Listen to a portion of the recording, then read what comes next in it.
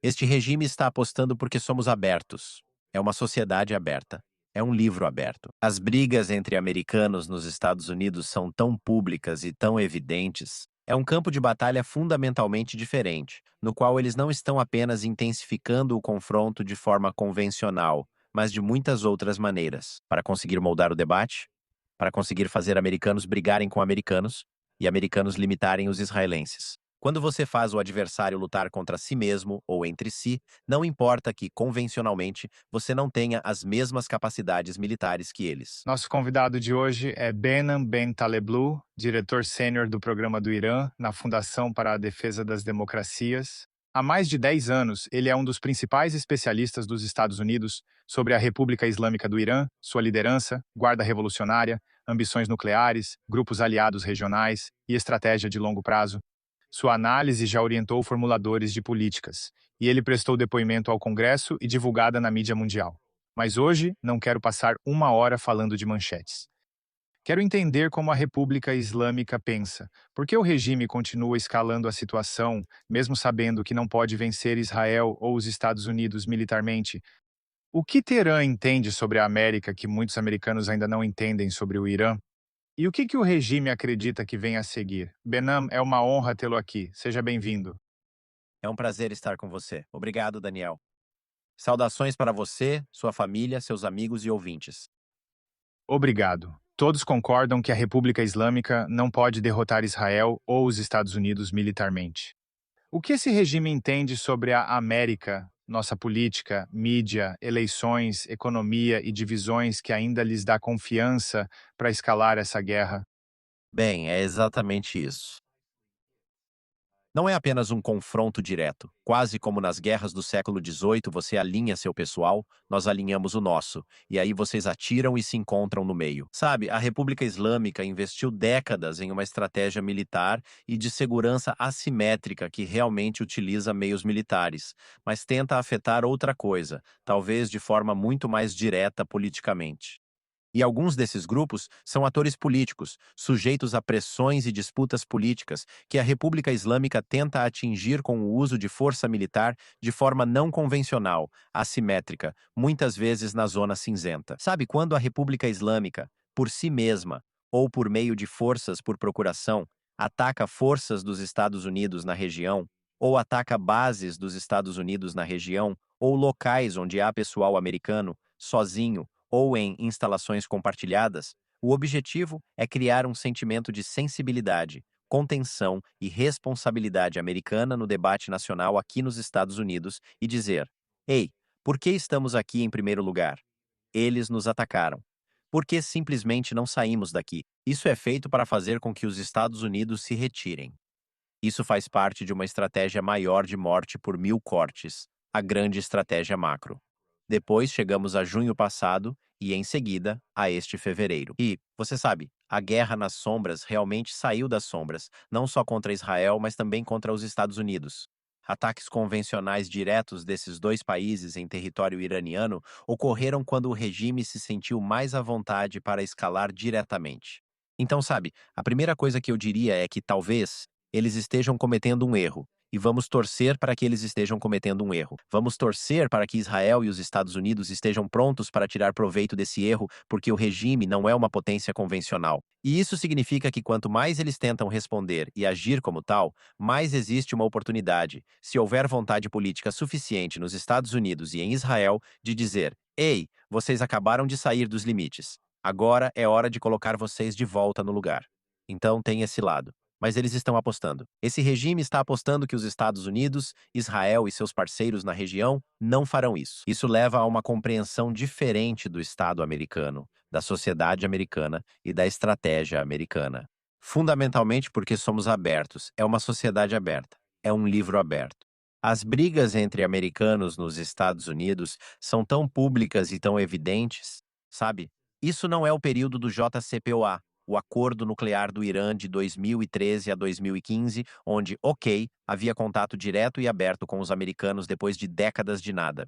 Quero dizer, estamos na era das redes sociais. Esta é a era digital. Isso é, sabe, Tucker Carlson conversou com um presidente iraniano que era parteira através de um podcast iraniano. Sabe, este é um terreno completamente diferente.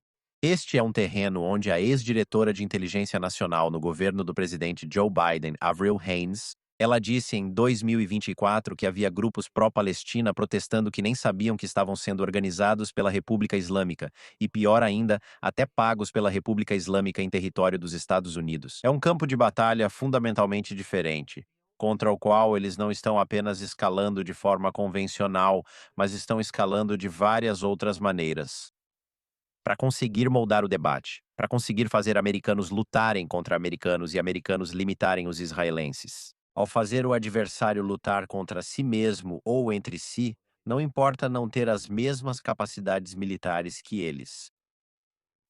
Agora, a maioria das pessoas acompanha o que o Irã faz. Você estudou o pensamento do regime por anos. O que você acha que é o maior equívoco que as pessoas têm sobre a mentalidade da República Islâmica? Bem, há muitos extremos. Mesmo em Washington, D.C., onde moro e trabalho, há basicamente dois. E eu não quero ficar, sabe, no meio do fogo cruzado ou, para os nossos ouvintes, como você é persa, vou usar essa palavra. Também não quero ser Vazat Bas ou ficar em cima do muro. Mas existem duas correntes de pensamento. E eu acho que ambas estão erradas porque não há compreensão do meio termo. Uma corrente em Washington acha que esses caras em Teherã são como Kissinger e Bismarck, sabe? Estrategistas frios e calculistas. E o outro lado diz bem, eles são, sabe, um culto islâmico fanático como os outros grupos terroristas. Há um fundo de verdade em ambos. A ideia de culto islâmico é muito mais próxima da realidade, mas sozinha não explica suficientemente bem a situação. Como se fosse um coquetel, esse é só o licor principal. Não tem nenhum dos outros acompanhamentos ali. Então eu acho que é, em grande parte, uma combinação, talvez numa proporção de 70 a 30 dessas forças, mas é uma proporção de 70 a 30 dessas forças em um certo momento, para um certo público, através de um certo, sabe, personagem na República Islâmica. E, sabe, você mencionou a palavra pensar, e eu não fingiria nem mesmo, sabe, saber o que meu vizinho realmente pensa no fundo do coração. Mas é assim que você pode chegar nisso. Uma maneira é pegar as declarações e afirmações e tudo o que eles escreveram, seja em livros, sites, artigos, mídia tradicional, redes sociais, e juntar isso com as ações deles. E então você insere essa combinação na história. E você dá sentido a isso para fins de estratégia dos Estados Unidos. Isso é o mais perto que chegamos de entender a mentalidade e o espírito da época deles. Cada um desses personagens tem diferentes nuances de oportunismo, pragmatismo, ideologia, uma postura rígida, o que você quiser. Todas essas forças estão presentes e você vê como elas vão e vêm. Por exemplo, algo que os americanos não percebem e que temo que o governo Trump interprete mal é a figura do presidente do parlamento, Mohammad Bahri Ghalibaf. Eu certamente acho que há mais projeção americana sobre ele do que deixar o histórico dele falar por si só. Você sabe, o histórico de alguém fala por si só. A retórica de alguém fala por si só. As ações de alguém falam por si só. Então, os americanos, eles têm uma tendência, às vezes, de fazer projeção, e talvez não só americanos ou ocidentais, mas todas as pessoas. Sabe, eles gostam de projetar, usam os referenciais, os atalhos intelectuais que têm para tentar entender coisas que são novas para eles. Eles avaliam e enquadram constantemente, tentando entender o novo com métricas antigas. E então eles projetam, sabe, o que já conhecem sobre o que ainda não conhecem, para usar uma frase de Donald Rumsfeld, ex-secretário de Defesa dos Estados Unidos, sobre alguém como Alibá, creio que o governo busca uma versão iraniana de Delcy Rodrigues. E o erro que acho que eles cometem é não olhar para o comportamento, não olhar para a retórica, não olhar para a realidade, não olhar para o histórico passado e acabar caindo nesse espelhamento, nessa projeção e deixar isso acontecer por um viés de recência, de forma que ignoram o fato de que esse cara se gabou, sabe, de reprimir manifestantes. Você ignora todas as declarações anti-americanas e antissemitas vindas dele, da elite dele e dos círculos que frequentava, sendo, por exemplo, membro da Guarda Revolucionária Iraniana. E então, no fim das contas, você confunde o oportunismo dele com pragmatismo e confunde esse pragmatismo com moderação. E é assim que você começa a cometer erros.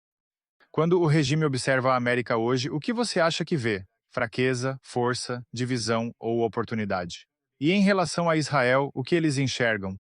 Eu acho que é quase impossível. No que diz respeito às duas pessoas nos dois cargos, é impossível separar isso agora sem mencionar quem está no comando. A inimizade e ódio da República Islâmica contra Israel, mas sob o governo do premier Bibi Netanyahu, isso assume uma fase única. Há a inimizade da República Islâmica contra os Estados Unidos, mas isso teve uma fase única sob Donald Trump. Não me importo se você é republicano, democrata, Likud, trabalhista ou de qualquer orientação. Isso não é da minha conta. Devo fazer com que as pessoas entendam como o adversário vê as ameaças que enfrenta. E no mandato de primeiro-ministro e presidência desses dois indivíduos, essa ameaça tomou rumos muito particulares, porque essas duas pessoas lideraram suas sociedades e seus estados na versão mais aberta da luta contra a República Islâmica. Então existe uma inimizade especial aí. E assim, embora exista um perigo real ali em termos do conteúdo de como o regime vê a ameaça vinda do Estado, do líder e da sociedade, é algo muito diferente. Certamente, em relação aos americanos, eles sabem que os americanos têm mais capacidade militar. Mas, sem dúvida, quando se trata dos israelenses, eles sabem que a natureza da luta é fundamentalmente diferente. Mesmo, por exemplo, na guerra passada, a guerra de 40 dias, que acho que é assim que estamos chamando, sabe? Os israelenses foram os únicos que estavam dispostos a atacar essa coisa chamada aparato de repressão. Sabe, o Bechej, as forças de segurança, a guarda revolucionária. Eles não fizeram isso por muito tempo, mas fizeram. Os americanos não perseguiram esses alvos. Os americanos focaram em alvos de defesa, militares e industriais. Os israelenses seguiram o exemplo, mas ao menos dedicaram tempo para enfrentar a ameaça. Sabe, os israelenses são vistos ou considerados como muito mais focados no regime e na natureza do regime. E não dá para enganá-los. Já com os americanos, por conta da distância, da política, da história, tudo o que você imaginar, existem coisas que não podem ser desfeitas, como o tempo, a distância e a geografia. E, sabe, esse é um regime que espera que tendências já presentes nos Estados Unidos sobre isolacionismo, recuo e contenção possam ser ampliadas para fazer com que os Estados Unidos simplesmente se retirem. Isso não quer dizer que Estados Unidos e Irã não sejam mais inimigos, mas sim que os Estados Unidos, fundamentalmente, não estão na região e têm menos influência. Então, apesar de a República Islâmica ver os Estados Unidos como mais capazes, acho que ela vê Israel como mais determinado, e esse elo entre Estado, sociedade e liderança é mais coeso, apesar de Israel ter novamente muitas facções conflituosas. Eles estão novamente em um ciclo eleitoral. E só precisamos lembrar como era em 2023, antes de 7 de outubro, com a política da reforma judicial sendo novamente tão pública e tão rancorosa. Mas ao menos quanto à ameaça, penso que a República Islâmica percebe uma ligação e síntese maiores. É uma situação única em que a República Islâmica enfrenta uma superpotência regional e uma global, mas sua ideologia não compartilha fronteira com esses países. Na verdade, sua história é mais positiva que a deles e de outros ao redor do Irã. A ideologia da República Islâmica continua levando-a a confrontos cada vez mais profundos com ambos os países, com ambos os estados. E em uma era única desses dois líderes políticos, isso está levando a consequências bastante explosivas. E sabe, poderíamos falar longamente sobre como existem diferentes estratégias iranianas para ganhar tempo. Acredito que a República Islâmica teme essa dupla, apesar do que aparece na imprensa ocidental. A República Islâmica tenta ganhar tempo com ambos. As consequências de ganhar tempo com os Estados Unidos serão maiores, pois Israel tem grandes capacidades operacionais e de inteligência. Mas se acontecer quando os Estados Unidos não quiserem agir como nos últimos 2 anos, há um limite real até onde poderiam chegar. Agora, quão importante é uma mensagem de alguém como Tucker Carlson para a República Islâmica? Como você disse, essa mensagem de America First, de isolacionismo, isso influencia muito o que eles tentam fazer? Eu acho que isso se tornou cada vez mais importante para eles. Sabe, eu não acho que seja importante. Eu não acho que seja sábio, útil, politicamente ou moralmente, caluniar seu compatriota americano. Sabe, as coisas que esses grupos dizem. E, na verdade, não há nada de errado com a América em primeiro lugar. Primeiro, é preciso desvinculá-lo da associação anterior com Charles Lindbergh. Mas, sabe, simplesmente olhando para o texto literal, se formos falar de religião aqui, o Peshat, o externo, sabe, América, não há nada de errado com isso. Na verdade, seria algo gravemente errado se os políticos americanos não colocassem a América em primeiro lugar em praticamente todas as questões. Analisando o eleitorado, a demografia e o debate em transformação pode-se chamar de uma guerra civil republicana entre isolacionismo e internacionalismo, temas que sempre existiram. Veja os anos 50, por exemplo, Taft contra os republicanos de Eisenhower. Ali havia questões e divisões reais. Aquele paleoconservadorismo versus o que se tornou o Partido Republicano moderno durante a Guerra Fria, que era muito mais internacionalista. Essas são questões reais. Então Tucker realmente representa parte disso. Acho que isso tomou um rumo realmente desagradável, um rumo político e social oportunista e desagradável, que pelo menos em relação à parte do conteúdo divulgado, é quase, se não abertamente, antissemita. O problema é quando alguém no nível dele, que no fundo sabe muito bem disso, passa a ser um problema. E você sabe, a República Islâmica, porque ela conhece o poder de um espaço de liberdade, o poder da mídia livre, o poder de uma sociedade livre, o poder das ruas. E porque ela sabe disso, porque negou isso ao seu povo por tanto tempo. E quando ela vê uma ideia, sabe, ganhar força, ela quer amplificá-la, mas também simplesmente aprecia o fato de que ela já está sendo amplificada organicamente. Acredito ser possível alguém ser um americano patriota e ainda assim um idiota útil. E, ao mesmo tempo, é totalmente possível que alguém seja um americano cético e então estar mais disposto a cair nas narrativas divulgadas por uma máquina de propaganda que é projetada para tirar proveito até mesmo da dissidência leal primeiro, tornando-a desleal, e depois realmente te direcionar para um caminho fundamentalmente diferente. Quero dizer, preciso te dizer, eu ainda acredito no fundo do coração na expertise. Estou muito decepcionado com o estado do meio acadêmico americano hoje porque eles não perceberam isso. Acho que eles caíram nessa totalmente. E há uma captura institucional, mas eu não daria aos nossos adversários uma vitória dessa magnitude. Isso me lembra muito a citação do Nixon sobre o Vietnã, quando ele diz: o Vietnã do Norte não pode derrotar ou humilhar os Estados Unidos, só os americanos podem. O Irã, o Catar, a RT ou alguma página de rede social não podem derrotar os americanos. Os próprios americanos elegem pessoas que voluntariamente se envolvem nisso. Então, apesar de viver e trabalhar em corrente contínua, e, você sabe, trabalhar com políticas públicas e estar cercado pelo mundo da política, acho que a verdadeira resposta para a sua pergunta é social, é humana. É o que você faz fora do seu expediente, com quem você se relaciona fora do seu expediente, o tipo de sociedade, o tipo de família que você quer construir. Isso será a melhor proteção contra a República Islâmica, ou pior ainda, países mais capazes, como a Rússia ou a China, e o uso e abuso deles exatamente desse ambiente permissivo. Se a República Islâmica sabe que não pode vencer no campo de batalha, o que de fato é vitória na perspectiva do regime? No curto prazo, a vitória para o regime é a sobrevivência, mas alguns menosprezam isso. Não acho que isso deva ser menosprezado, pois sobreviver é pré-requisito para prosperar. Mas esse regime realmente não prospera. Ele não sabe como prosperar como Estado. Sabe? Há inimizade entre eles mesmos. Há um debate rancoroso entre eles mesmos. É aquela coisa de já está bom para o governo. Antes da guerra, do acordo e dos protestos, o país já caminhava para ser um Estado falido. Então, só sobreviver já é uma conquista na cabeça desses caras. E sobreviver contra um adversário que eles mesmos exageraram e ao mesmo tempo denegriram, por outro lado. Sabe, é como aquela ideia do Bernard Lewis, famoso historiador, que costumava falar sobre o antissemitismo dizendo que é uma espada de dois gumes, porque ao mesmo tempo é um grupo fraco que de alguma forma controla o mundo. E então, sabe, a República Islâmica denigre os Estados Unidos e Israel e ao mesmo tempo faz propaganda disso e diz: meu Deus, eles estão governando e controlando tudo. Então aqui, a sobrevivência é melhor entendida nesse contexto de que, sabe, nós derrotamos, por exemplo, uma superpotência regional e outra global. E aí o problema é que eles acabam acreditando nisso. E o problema é que eles acabam acreditando nisso. E você vê, é um regime que tem cartas ruins, e infelizmente eles jogam essas cartas ruins de forma taticamente eficiente. E então eles forçam demais essa mão.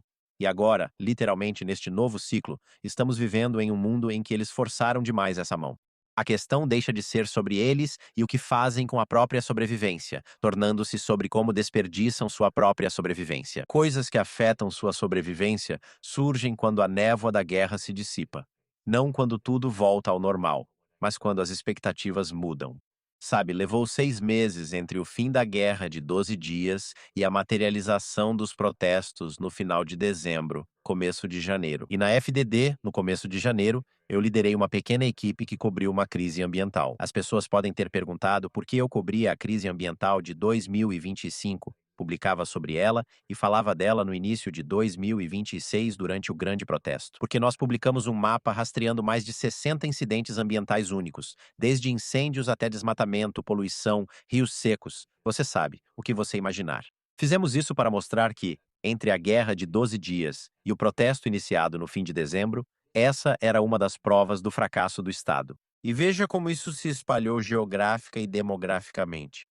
Eles percebem que isso está vindo para cima deles. E é exatamente por isso que eles continuam a exaltar a sobrevivência, enquanto qualquer Estado normal diria que isso não é suficiente. Eles procurariam o próximo passo, depois o seguinte e depois o seguinte. Mas é por isso que a sobrevivência é ampliada e o adversário é rebaixado dessa forma. E essa amplificação a médio prazo é arrogante. E aí está uma oportunidade para a política dos Estados Unidos. Quanto das decisões do regime é guiado pela ideologia? Sabemos que eles são xiitas dos 12 imãs. Eles precisam causar uma guerra para trazer o Salvador Mahdi deles. Quanto disso é guiado por um cálculo estratégico frio? Bem, é uma combinação, como mencionei antes. Acho que o coquetel, por assim dizer, é fortemente inclinado para a ideologia. Sabe, nós os vemos novamente diante de um memorando de entendimento, por exemplo, que, você sabe, há 14 pontos nesse memorando. A grande maioria deles são coisas que cabem aos Estados Unidos fazer, em vez de caber ao Irã. E tudo o que eles têm que fazer é basicamente deixar o estreito em paz por 60 dias e negociar. Eles nem fizeram isso de boa fé. Isso é arrogância. Essa é a ideologia se impondo de maneiras que até limitam os ganhos estratégicos deles, mesmo quando conseguem esses ganhos. Então, isso está, como você pode ver, enraizado no processo. Essas duas coisas não estão separadas uma da outra. Porém, porque uma pessoa racional é alguém que, ou pelo menos no sentido weberiano, alguém que é racional em termos de meios e fins, pode ter várias visões ideológicas malucas. Mas o problema é que a racionalidade é medida pela busca dessas visões ideológicas. O que eu preciso fazer para organizar? O que eu preciso ignorar? De que formas e meios eu preciso obter e alinhar para, racionalmente, alcançar meus objetivos finais totalmente irracionais? Sabe, não é messianismo e aí pronto, acaba a conversa. É na busca disso. Como eles criaram uma política externa? Como eles construíram uma estratégia de segurança que nos confundiu, a nós e aos israelenses, a ponto de conseguirem chegar a esse objetivo ideológico final? Eles não têm pressa. Esse é o problema. No programa nuclear, por exemplo, parecem apenas organizar as peças. Estão nos forçando a pagar para ver o blefe deles. Sabe, esse não é o programa nuclear mais rápido do mundo, mas tentou, por 3 décadas e meia, 4 décadas, ser o mais seguro, avançando aos poucos em direção à bomba. Agora você viu o debate mudar com a entrada das forças militares dos Estados Unidos. Também estamos vendo algo parecido com os mísseis e com os grupos terroristas por procuração. Então, sabe, meu conselho é sim, é um coquetel. Sim, é altamente inclinado para a ideologia, mas isso não significa que eles não possam tomar decisões oportunistas conforme as coisas acontecem. Mas alertar as pessoas sobre esse debate entre racional e irracional para dizer que alguém pode agir de forma totalmente racional porque tem um objetivo final ideológico ou irracional. E é isso que você deve temer. E sabe, com o benefício da retrospectiva, podemos dizer, na verdade, para esse fim. Dentro da República Islâmica, o governo de Rouhani de 2013 a 2021 foi, em muitos aspectos, mais perigoso do que o governo de Ahmadinejad de 2005 a 2013. É fácil argumentar contra Ahmadinejad. É bastante difícil, ou ficou mais difícil argumentar, devido à posição relativa, contra Rouhani. E então, capacidade. Um adversário muito mais capaz é um adversário mais perigoso. E, você sabe, quando a República Islâmica ocasionalmente une capacidade com confiança, é aí que as coisas ficam complicadas.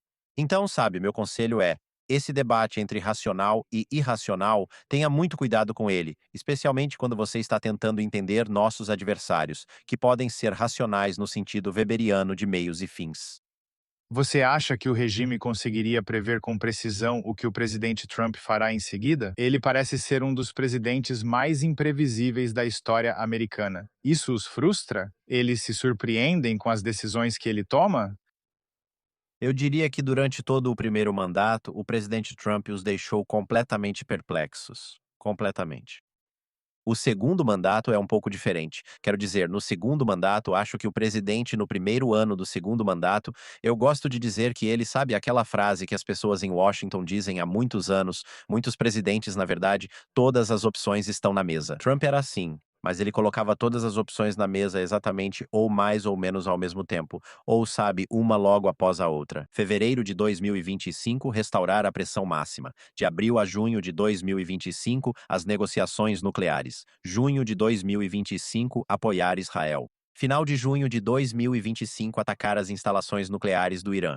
De agosto a outubro de 2025, apoiar os europeus nas Nações Unidas para a reimposição das sanções. Direções totalmente diferentes e coisas que você sabe por si só definiriam uma presidência de 4 ou 8 anos. Ele fez 4 delas, muito diferentes, em 10 meses. Então ele passou por todas elas, e isso é algo confuso para esse regime. Mas o que, infelizmente, no segundo mandato, eu acho que, com todo o respeito, acabou beneficiando o regime, é que existe essa turbulência, mas essa turbulência tem um padrão. E então você acrescenta a retórica e vê onde a retórica pode se tornar hiperbólica, ou, na maioria das vezes, já começa hiperbólica. Há sempre chance de erro de cálculo. Mas, infelizmente, hoje estamos numa situação em que as ameaças iranianas são mais críveis do que as ameaças americanas. Não falo isso como iraniano-americano de primeira geração ou alguém que espera que o presidente cumpra algumas de suas ameaças. Não considero sábia nem moral a ameaça à civilização iraniana. Na verdade, foi o contrário. Por outro lado, o regime ainda vai ter que aguentar a retórica vinda da tribuna presidencial deste presidente. E às vezes você se pergunta por que que ele pega leve, ou às vezes se pergunta por que que ele ataca em uma certa direção, em um certo lugar, quando poderia fazer muito mais com muito menos. E eu temo que a República Islâmica ache que taticamente encontrou o padrão. Acredito que um motivo para a escalada no Estreito de Hormuz, mesmo sabendo que os americanos atacariam, é que esses ataques não seriam decisivos. Mesmo que o presidente recorresse à força militar, isso serviria como ponte para restaurar a diplomacia, mas em outro nível e com estrutura diferente. E essa é a postura dura. Esse é o outro lado da República Islâmica. Sim, a escalada foi causada pela arrogância, causada pela ideologia, então essa é grande parte do coquetel. Mas a gestão da crise em que uma questão ideológica te colocou, infelizmente, isso é resultado da postura dura. E novamente, esses são, você sabe, forças simbióticas que são desiguais, mas que se sustentam nesse conflito contra um adversário muito mais poderoso como os Estados Unidos. Por isso é importante que o presidente esteja fazendo coisas e dizendo coisas que, você sabe, deixem de confundir os aliados dos Estados Unidos em casa, a esquerda e a direita, no exterior, na comunidade transatlântica, Five Eyes, E3 Israel, e por aí vai, e que, em vez disso, voltem a confundir o adversário. Como no primeiro mandato, acho que na NSA, na Estratégia de Segurança Nacional ou de Defesa Nacional, não lembro qual, dizia estrategicamente previsível, operacionalmente imprevisível. Sabe, estrategicamente, o regime deve saber que estamos indo atrás deles, mas operacionalmente, eles não devem saber como, quando, onde, por quê. E eu acho que isso precisa ser restaurado. E a República Islâmica está apostando, neste momento, que pode ignorar o presidente, que encontrou o padrão da turbulência.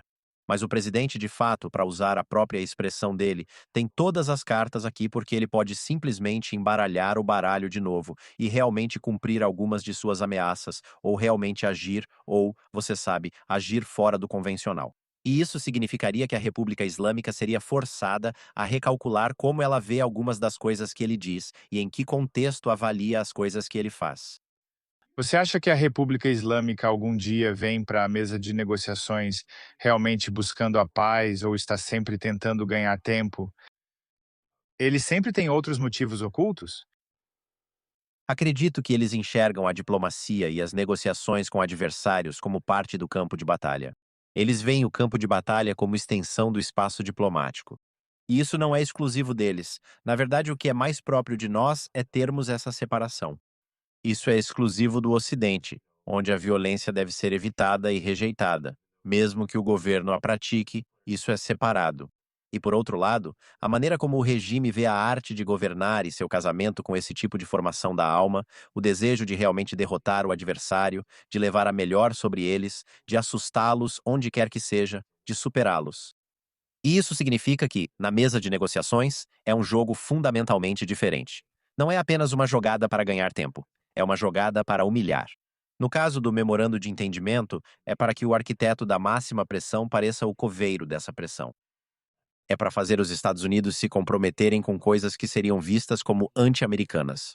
É para colocar os Estados Unidos, que são a potência mais forte, na posição de suplicante diante de uma potência mais fraca. Sabe, essas são coisas para as quais a República Islâmica também usa as negociações em termos de imagem. Estrategicamente, com este presidente, sim, é feito para ganhar tempo. Eles sabem que ele é como um elefante em uma loja de porcelana, imprevisível, e entendem isso. Sim, embora possam notar um padrão em sua imprevisibilidade, considerando que ele pode alterar o padrão ou adicionar uma nova variável à equação. Apenas agir com base em uma das muitas coisas diversas que ele disse seria muito arriscado. E é por isso que é uma jogada para ganhar tempo, mas não é só isso. É algo que está inserido em sua competição maior com os Estados Unidos. Há também algo nesse sentido em relação ao novo comandante de mísseis no Irã, que substituiu o chefe da Força Aeroespacial do IRGC, que foi morto na Guerra de 12 Dias. Haji Hadizadeh foi morto. Seu vice, Majid Mousavi, foi promovido a chefe dessa força. Acho que no dia em que o Irã atacou Israel, 7 de junho, que foi a primeira vez que o regime deu cobertura ao Hezbollah, ele disse algo no sentido de unir a diplomacia ao campo de batalha. E essa será a abordagem deles daqui para frente. O que você acha que seria o maior erro estratégico que Washington poderia cometer nos próximos 6 meses, mais ou menos, ao lidar com o regime? Se a janela for os próximos 6 meses, eu diria que o maior erro estratégico que os Estados Unidos poderiam cometer, ou ao qual poderiam sucumbir, seria pensar que é possível negociar uma saída para essa crise com a República Islâmica. E uma consequência derivada disso seria não encarregar a comunidade de inteligência de encontrar maneiras de agir com toda a força contra esse regime para superá-lo. Sabe, quando falamos anteriormente sobre liberar a comunidade de inteligência, seria um grande erro não fazer isso agora. 6 meses podem não ser tempo suficiente para resolver a crise de munições no país. Pode te ajudar a superar a questão do mercado de petróleo. Pode te ajudar a superar a questão da mídia. E estaremos em uma situação fundamentalmente nova em relação às eleições de meio de mandato. Mas todo esse tempo gasto seria em vão se não significasse que os Estados Unidos não aproveitariam essa pausa, essa oportunidade que tiveram. E parece que bem rapidamente essa pausa está chegando ao fim para realmente alinhar suas táticas com sua estratégia. Sabe, houve uma citação no Axios recentemente que eu acho que deveria, até mesmo para os mais radicais, chocar os americanos, que foi de um oficial dos Estados Unidos não identificado dizendo: eles vão dar uma sacudida na República Islâmica. Agora não há problema nisso, mas a questão é: para quê? Nós vamos puni-los para quê? Para voltarem à mesa de negociações, dar uma sacudida neles para quê? Para que tratem melhor seu povo? Puni-los para quê? Para que a gente dê algo, talvez o altamente enriquecido. Qual é o propósito disso? A punição é vista de modo abstrato. Mas qual é o propósito geral? Esse parece ser o ingrediente que falta, pelo qual precisamos canalizar todos esses sucessos. Caso contrário, os Estados Unidos, com o uso da força, estão lentamente entrando no mesmo dilema que Israel enfrenta na região há muito tempo, que é uma série de vitórias militares, muitas das quais não conseguiram se traduzir em vitórias políticas. Isso muda o ambiente geoestratégico. Esse é o verdadeiro perigo de não usarmos esse tempo para pensar em como superar o fato de que o Irã abriga o governo mais anti-americano da região, mas ao mesmo tempo tem a população mais pró-americana no coração do Oriente Médio muçulmano. Como podemos aproveitar isso? Isso precisa ser abordado. Agora, Trump é o primeiro presidente a confrontar militarmente a República Islâmica. O que você acha que o presidente Trump entende sobre o regime que outros presidentes nunca compreenderam totalmente? Bem, recentemente, quero dizer, o presidente estava usando sua posição de destaque de uma maneira bastante criativa, chamando os líderes do regime de escória. Mas a piada foi no primeiro mandato e ele continuou dizendo, sabe, que viu a verdadeira face deles e coisas assim. Mas a piada em persa, no primeiro mandato, era que em todas as 4 décadas de política dos Estados Unidos em relação ao Irã, houve realmente apenas um presidente que era, usando a palavra persa, um Afzun Shenaz, que realmente entendia os clérigos, que entendia a linguagem a qual eles respondiam, que é a linguagem do poder. E isso não está desvinculado da personalidade ou da política em torno de Trump. Ele aceita ser um elefante em loja de porcelana para o bem ou mal. E no caso do dossiê do Irã, agir de forma pouco convencional, ir onde outros não foram, trouxe sucesso para ele. Sabe, sanções de máxima pressão, sair do acordo nuclear com o Irã, sancionar a Guarda Revolucionária Islâmica como uma organização terrorista, atacar Soleimani, esses foram feitos históricos que ele conseguiu ao ir contra o senso comum convencional. Isso trouxe muitos sucessos para ele.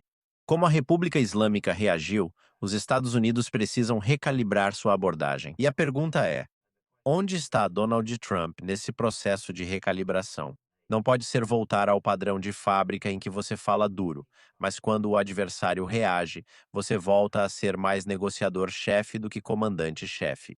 Agora, recentemente, a retórica e as ações do presidente no terreno estão tentando mudar isso, mas a estratégia do Irã aqui é tentar ganhar tempo e limitar isso.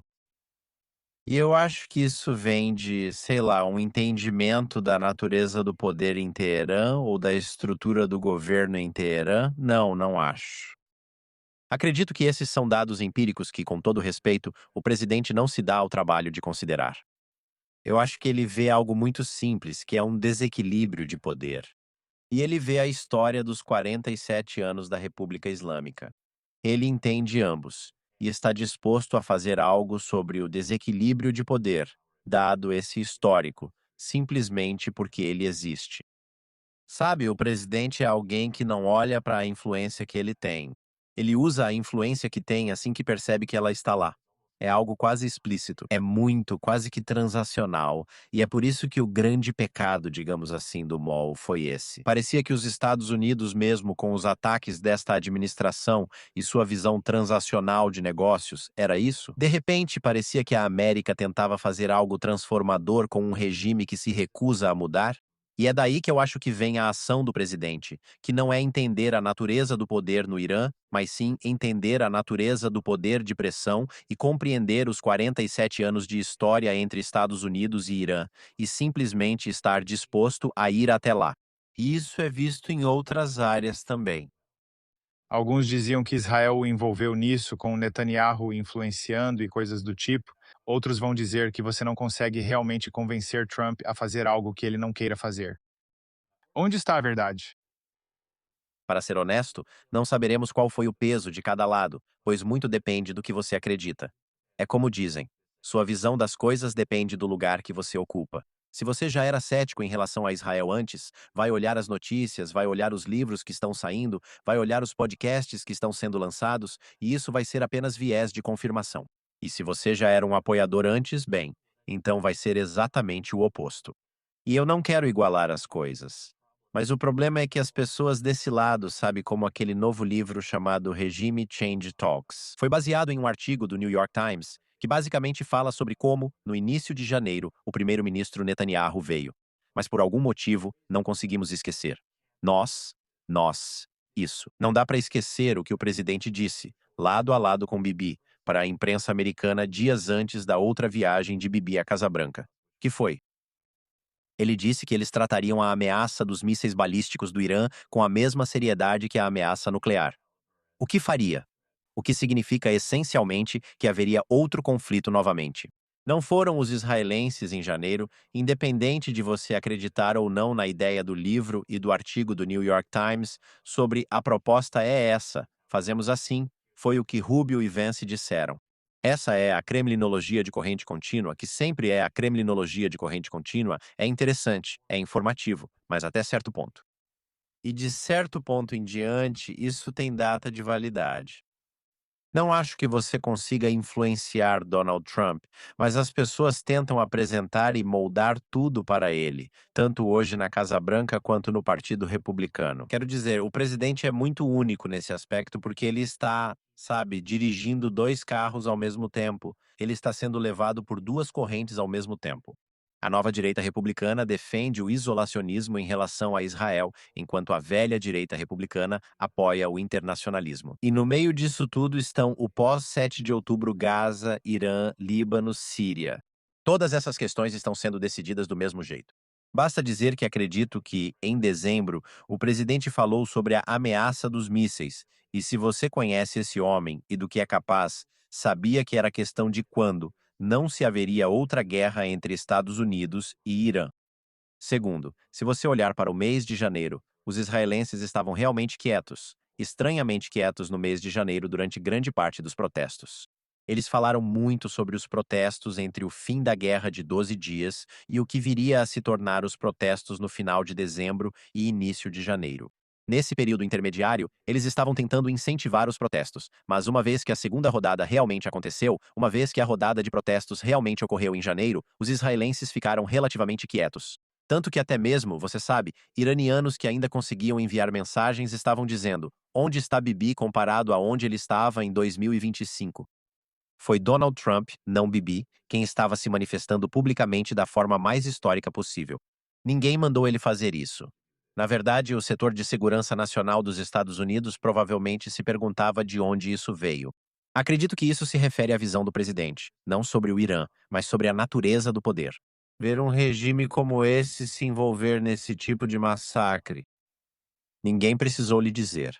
A verdade estava ali, crua, bem diante dos seus olhos. E ele traçou uma linha vermelha, não uma vez, nem duas, mas 8 ou 9 vezes, dependendo de como você conta, no mês de janeiro.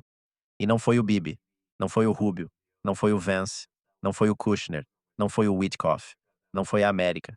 Aquilo foi o presidente vendo algo e reagindo a isso. E essa reação e essa cena, infelizmente, estão ausentes da conversa de hoje. Estamos discutindo sanções, o Estreito de Hormuz e quem é o culpado, mas esquecemos como chegamos aqui e a natureza da ameaça. Esquecemos que esta campanha já tem 47 anos. Esquecemos que quem atira em nós e nos israelenses é o mesmo grupo que fez as mesmas coisas que o presidente criticou. Então, não, eu não acho que o presidente foi encurralado. Tenho certeza de que amigos e aliados tinham planos. E tenho certeza de que amigos e aliados tentaram puxar o presidente para todos os lados. Até no gabinete presidencial há opiniões divergentes, e todo político habilidoso tenta conquistar o presidente para seu lado. O que você acha que de um lado Lindsey Graham faz? O que você acha que, do outro lado, a AOC faz enquanto tenta conquistar eleitores da grande base que apoiou Trump em 2024? Isso é democracia. Todos buscam garantir seu espaço. Esse não é o crime.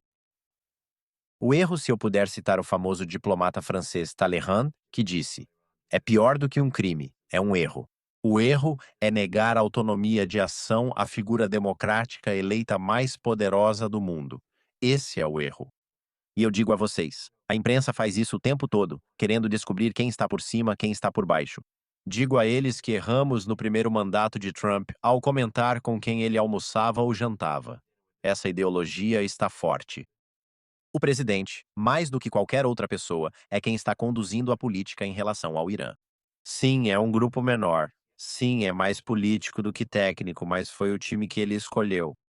E ele tem uma opinião, e ele tem uma opinião muito forte. Prestar atenção em todo mundo, menos na pessoa mais importante, é pior do que um crime. É um erro. Quais você vê como diferenças entre os objetivos de Israel e dos Estados Unidos nesta guerra? E qual o papel da mudança de regime nisso? Parece que só resta a mudança de regime, embora isso não seja um objetivo declarado. O que acha disso? Sabe, isso também é político, pois alguns acham que o presidente não pode propor uma política de mudança de regime devido à política local. Por isso, alguns acham que isso sempre atuou nos bastidores. Mas acredito que no primeiro mandato de Trump, isso não ocorreu. Acredito no presidente. Quando o presidente mandou o secretário Pompeo divulgar os 12 pontos no primeiro mandato, o objetivo era mudar comportamentos. E eu acredito nisso. O presidente se esforçou bastante no segundo mandato para tentar um acordo que o favorecesse, mesmo que não consiga uma mudança de comportamento. Acho que o presidente realmente acredita no que diz. Mas, por outro lado, se levarmos em conta tudo o que o presidente disse, não há como. Eu, como um iraniano-americano de primeira geração trabalhando com políticas sobre o Irã em Washington, não posso esquecer dessas declarações em janeiro de 2026. A que propósito estratégico maior elas serviriam? E você não pode esquecer, eu acho, do melhor discurso dele sobre o Irã, que foi em 28 de fevereiro de 2026, nas primeiras horas da manhã, assim que as operações começaram, o que, junto com aquelas duas coisas, fez parecer que a política dos Estados Unidos era de mudança de regime. O resto não era. A grande maioria, novamente, se formos tratar isso como um coquetel, a grande maioria não era. Sabe, você olha para as declarações em torno da retomada da máxima pressão. Quase não há menção a direitos humanos ali.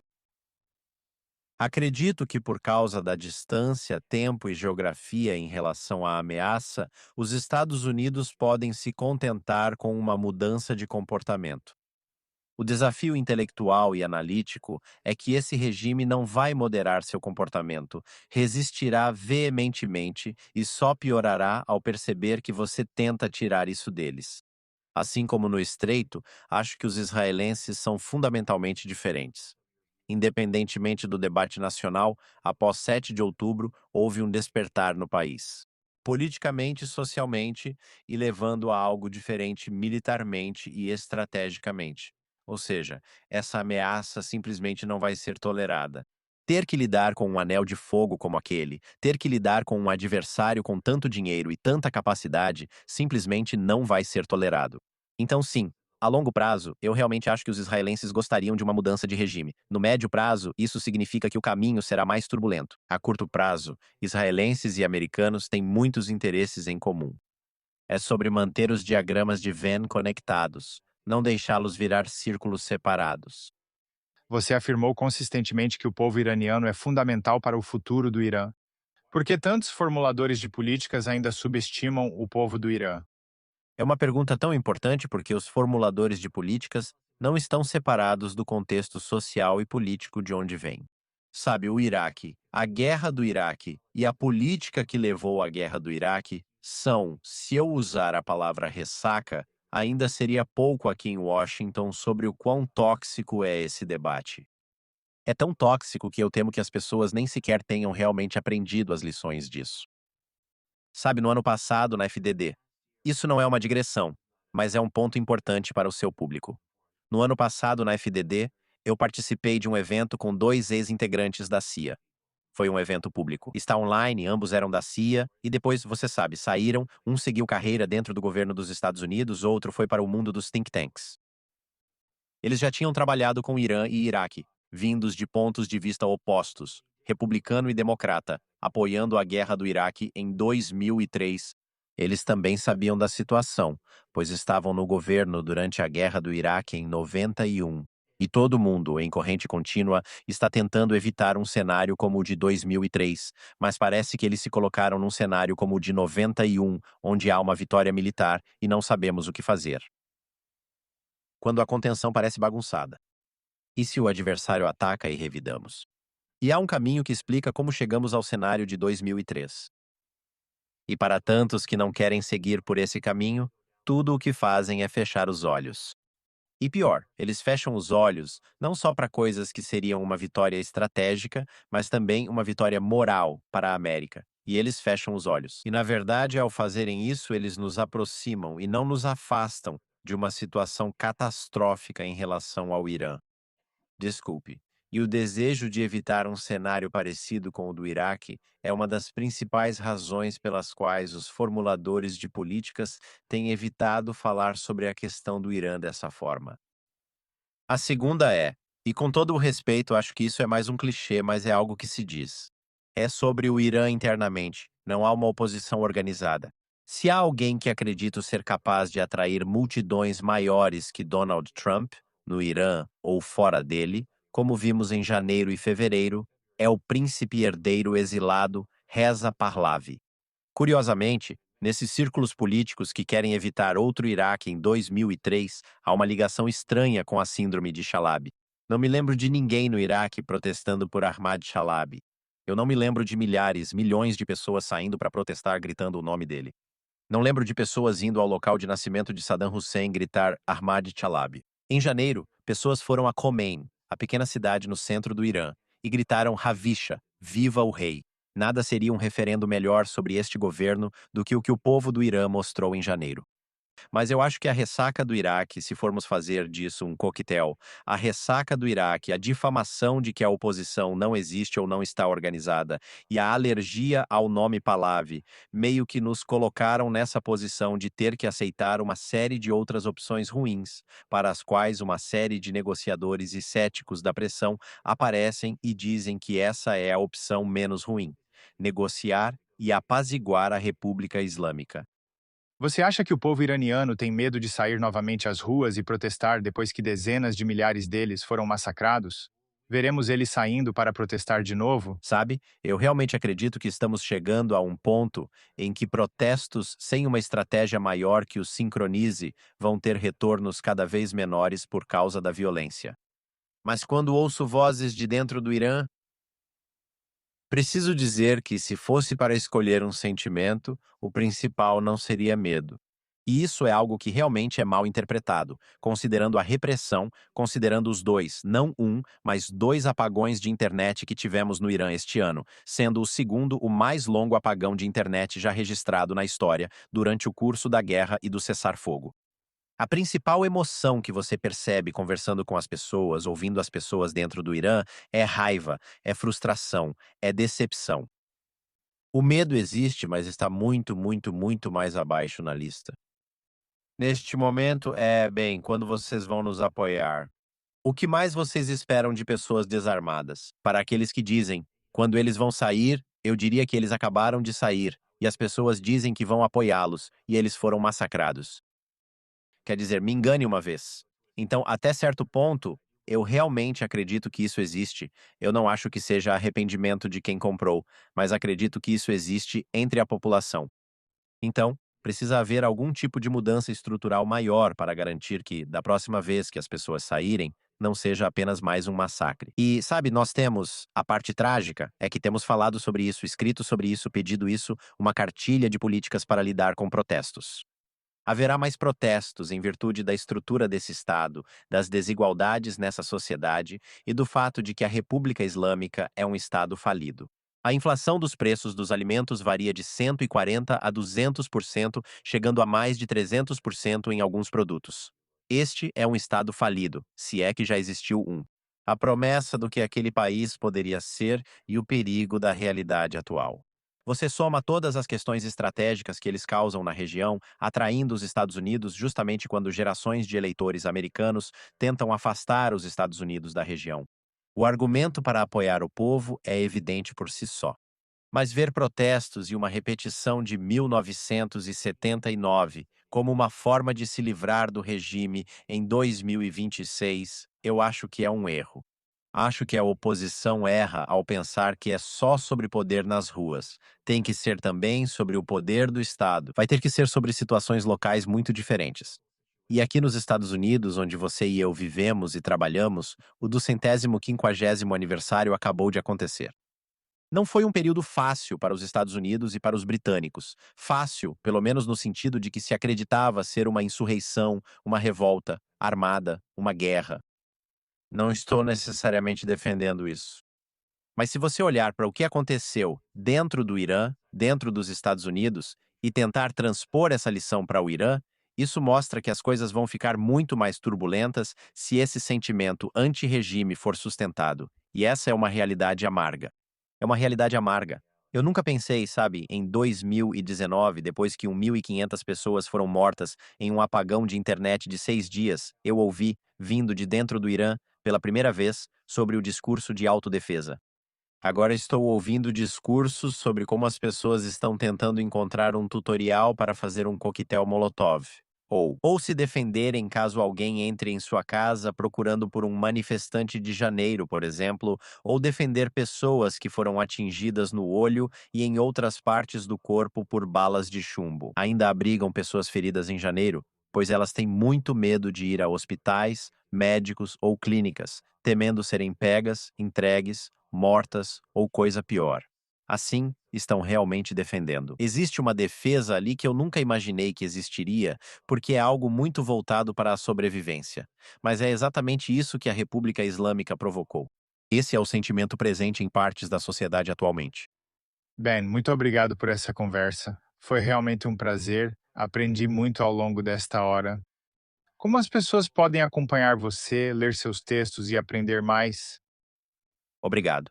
Foi realmente um prazer. Eu estou no Twitter, ou X, como chamam agora, depois de muitos, muitos, muitos anos evitando. Meu usuário é TerielBenhamBT. E eles também podem encontrar minhas aparições na mídia, textos e análises no site da FTD, se acessarem o FTD. Obrigado novamente e espero falar com você novamente em breve. Obrigado novamente. Espero falar com você novamente em breve.